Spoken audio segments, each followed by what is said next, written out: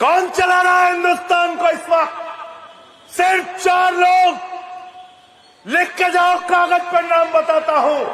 देश का प्रधानमंत्री नरेंद्र मोदी गुजरात से, देश का गृह मंत्री अमित शाह गुजरात से, देश की आर्थिक संपत्तियों पे कब्जा अंबानी गुजरात से, देश की आर्थिक संपत्तियों पे कब्जा अडानी गुजरात से। ये 4 बनाम 144 करोड़ की लड़ाई है। याद रखना कि जब सत्ता बेलगाम हो जाए, तानाशाह देश के ऊपर राज करता हो, तो अपने घरों में हम चुपचाप नहीं बैठेंगे, सड़क पर उतरेंगे, लड़ेंगे और जीतेंगे।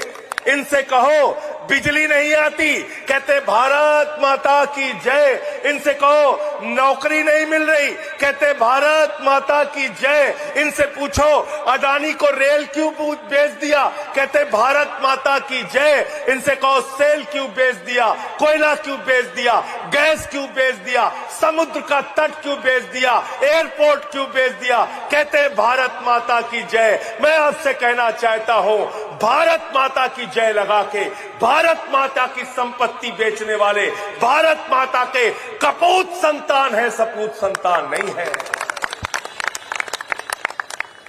और क्या कहते हैं? कहते हैं जागो हिंदू जागो, जागो हिंदू, जागो हिंदू। ये अनिल झा हिंदू है कि नहीं है? अनिल झा हिंदू है कि नहीं है? ये पवन तिवारी हिंदू है कि नहीं है? ये राजेश यादव हिंदू है कि नहीं है? ये छवि यादव हिंदू है कि नहीं है? ये नीलम यादव हिंदू है कि नहीं है? ये दिनेश पटेल हिंदू है कि नहीं है?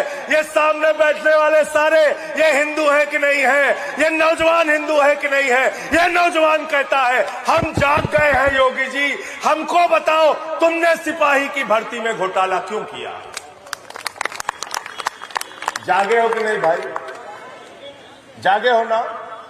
ये किसान भी हिंदू हैं। ये जागो हिंदू जाग गया।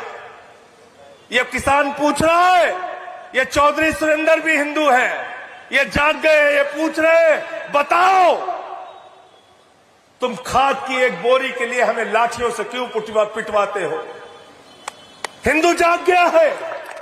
ये जनक प्रसाद जाग गए हैं। ये पूछ रहे हैं तुमसे कि तुम बताओ एसएससी के पेपर में लीक करा के कितना माल कमाया, कितना घोटाला किया? जवाब दो,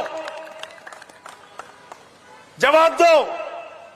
ये प्रशांत यादव हिंदू है, ये भी जाग गया है, पूछ रहा है आपसे। हमारी बहन राजकुमारी आई है, उसने पुलिस वालों से भिड़ंत की थी, लड़ाई लड़ा था। हम पूछ रहे हैं, हिंदू हैं, कि बताओ तुमने हिंदुओं के बच्चे जहां पढ़ रहे थे उन सरकारी स्कूलों को क्यों बंद किया? बताओ, हम जाग गए हैं, बताओ। नकली नारों में छिपते हो, कभी जागो हिंदू, कभी वंदे मातरम, कभी भारत माता की जय। अरे हम वंदे मातरम भी कहेंगे, भारत माता की भी जय कहेंगे, और हम हिंदू धर्म को भी मानेंगे, लेकिन तुम जैसे काल नेमी लोगों को पर्दाफाश भी करेंगे। ये बहरूपिया बनके जो टहल रहे हो ना, तुम्हारे बहरूपिया चेहरे को हम लोग खोलेंगे का काम करेंगे। कौन चला रहा है हिंदुस्तान को इस वक्त? सिर्फ 4 लोग। लिख के जाओ, कागज पर नाम बताता हूं।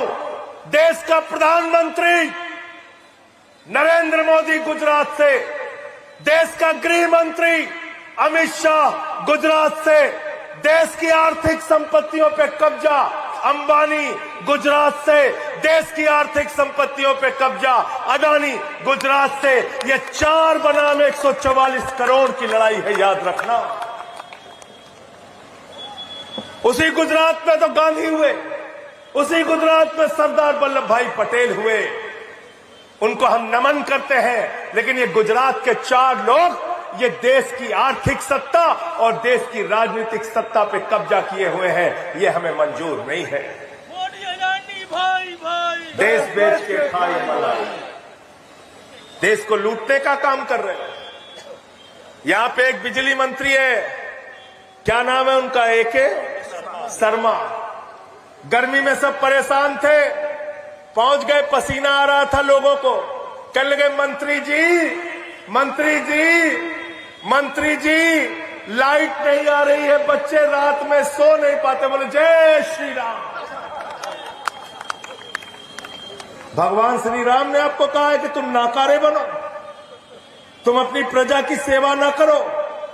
भगवान श्री राम ने आपसे कहा है कि बिजली मंत्री के तौर पे तुम बिजली ना दो, फिर हमारा नारा लगा के लोगों को मूर्ख बनाओ। ये झूठे लोग हैं, याद रखना।